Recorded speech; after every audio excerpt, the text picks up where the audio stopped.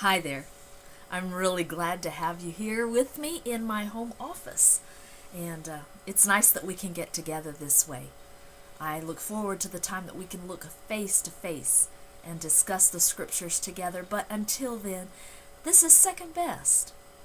As we begin to look at Acts chapter 1 today, we find out that the key word is wait.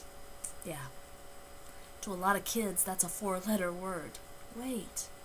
Sometimes to me, I have felt like it was a difficult word. It should have at least 25 letters in it, as hard as it is to wait. But we see the significance of this word in this chapter. And these were Jesus' last words to his disciples. Let's read Jesus' words from Acts chapter 1, starting at verse 4. He said, "Do not leave Jerusalem, but wait for the gift my Father promised, which you have heard me speak about. For John baptized with water, but in a few days you will be baptized with the Holy Spirit."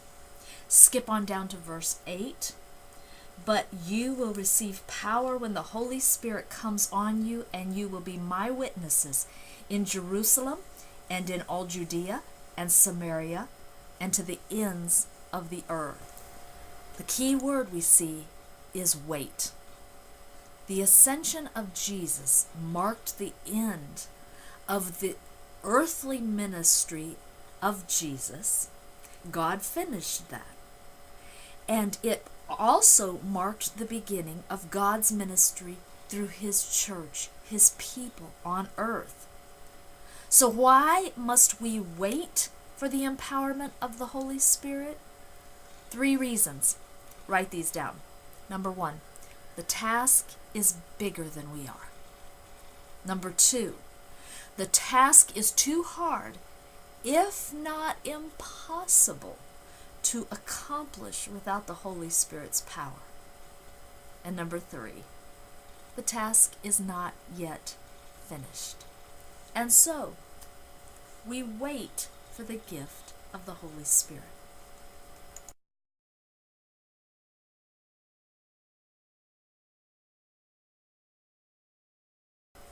Did you notice that Jesus said that we would be baptized with the Holy Spirit?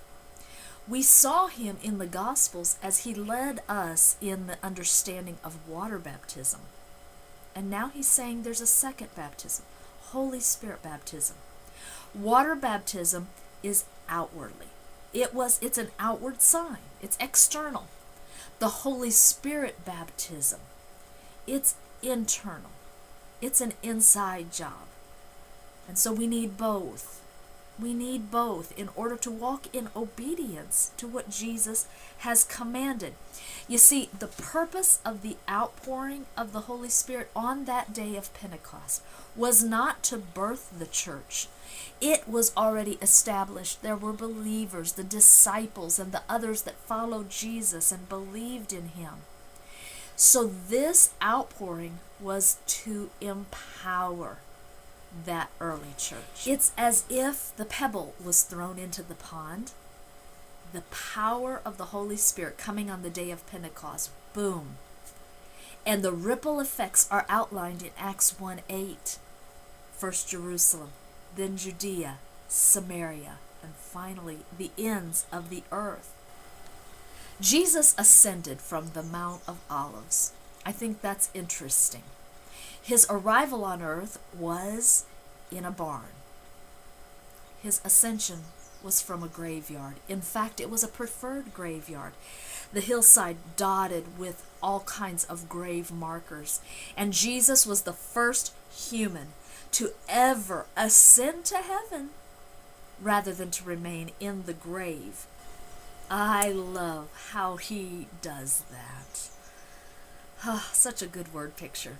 He takes the dead areas of our life, the dead circumstances, our past, the image that we have of ourselves or that others have of us. And with his love and his power, he gives them new meaning. He brings resurrected hope and life.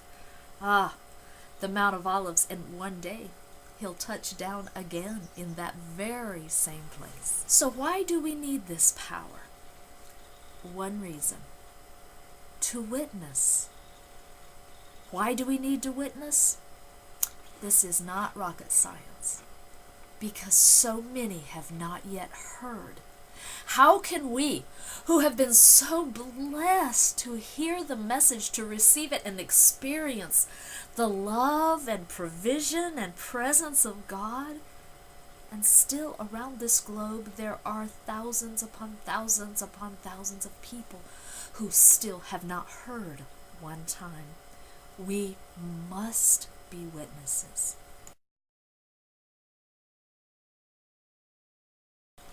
As we conclude this video, grab your paper. You have it handy? I want to write down 4 things, 4 ingredients to receiving the fullness of the Holy Spirit.